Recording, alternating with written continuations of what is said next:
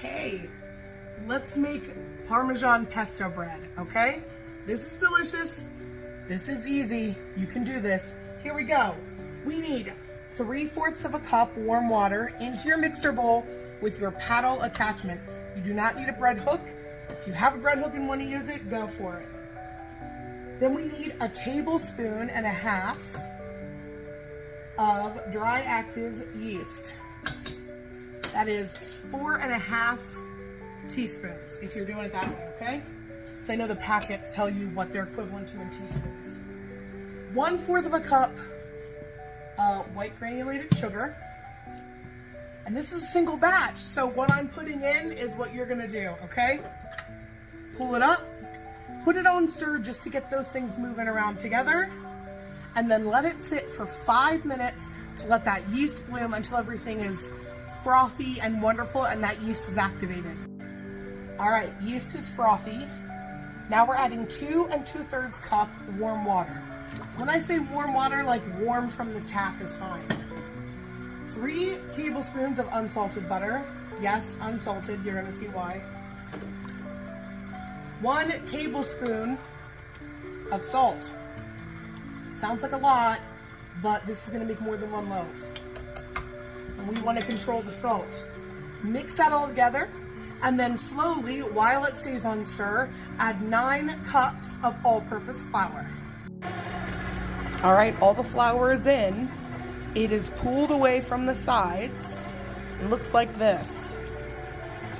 Let it knead on this speed, just on stir for maybe 2 minutes. Okay, now it looks kind of lumpy and dense. That's okay at this point. Scrape it off of your paddle, keep it in the same bowl, and we are gonna cover it for its first proof. Cover it with plastic wrap and let it proof in a warm area for an hour. I prefer plastic wrap over like aluminum foil because I get to see in this aside and come back in 1 hour. While you are letting this do its thing, go ahead and make your favorite pesto recipe, or open the jar, okay? Either is fine. I'm gonna go make my pesto. If you're watching this on TikTok, I do have a video with my pesto recipe. If you go under my baking like tips and recipes, you should find it there. So that's what I'm gonna do, but you can pop a jar and it will be just as good, okay? All right, welcome back. It's been 1 hour and 10 minutes. Look at that bread. It is beautiful. So let's uncover it. And then we are going to weigh it. Now, this will make 2 9-inch, like round loaves, or 4 6-inch loaves. I'm doing 6-inch, but if you're doing, like I'm using cake pans, or you could use springform pans as your pan for this. This is a round because this is a braided bread, so we're gonna make this round. If you're doing 2, it should come out to about 64 ounces. So you need about 32 ounces for each loaf. So you can go ahead and split it. If you're doing 4, obviously you're just gonna split it into 4. And then I will show you how we're gonna roll it out and fill it. All right, I have my dough weighed out. I have floured my surface and my rolling pin. It should not really be sticky. It should be very soft. Put it down, make sure it has a nice little dusting of flour on it. And then we're gonna roll this out almost like we would cinnamon rolls. So I'm gonna roll it lengthwise here, and then I just flip my rolling pin, roll it side to side. Doesn't have to get super big and stretched out and really thin or anything. Because like this, like I said, I'm doing 6-inch ones. But we are going to like braid it or twist it, so doesn't have to be perfect. I have no specific measurements for you because it depends on what size you're doing. But there you go. Okay, now we need to grab our pesto and shredded Parmesan cheese. Here's my pesto. So I'm gonna put a little dollop down. You don't wanna overfill this because we don't want all of it to spill out.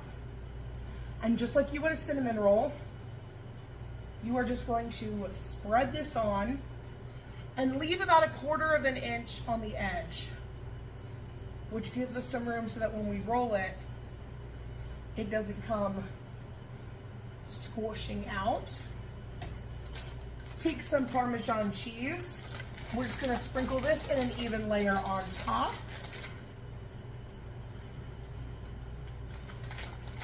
Sprinkle with your heart here, okay? There's no right or wrong. I like to give it a little press down. And now I'm gonna roll towards you like a cinnamon roll until we have a little rolled log. Now I'm gonna take the seam side, put it up, and I'm going to pinch it together all across the seam to kind of seal it and the ends, okay? Now I'm gonna take the seam side, put it facing my right. And let me get another angle for you. Okay, so now we are going to start and we are going to slice down the center, but leave maybe 1 inch at one end, okay? I am using a serrated bread knife to do this. You can use a flat blade if you want. Okay, now we're gonna take these two sides and flip them facing up.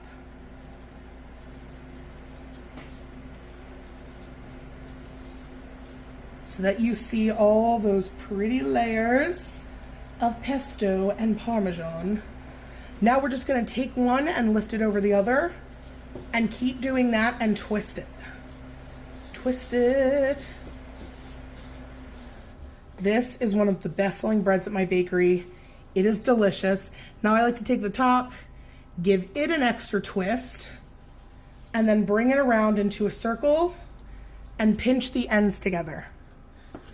I have a pan here that I just have sprayed, and we're gonna just lift and set this baby in here and do that until all of your dough is done. And then these will proof. Just let them sit for another 30 to 40 minutes. I know I look a little worse for wear. I've been busy. Okay, once your bread proofs for another 30 minutes, you are going to bake it at 350 for 30 minutes. And in the meantime, your home will smell absolutely fabulous. Mine just finished, so I'm gonna show it to you. Look at that. Braided, bready, pesto, Parmesan. This is so good. It's excellent with pasta. It makes great sandwiches. And honestly, just rip a hunk off and eat it. Ooh, if you try this out, let me know what you and your family and friends think.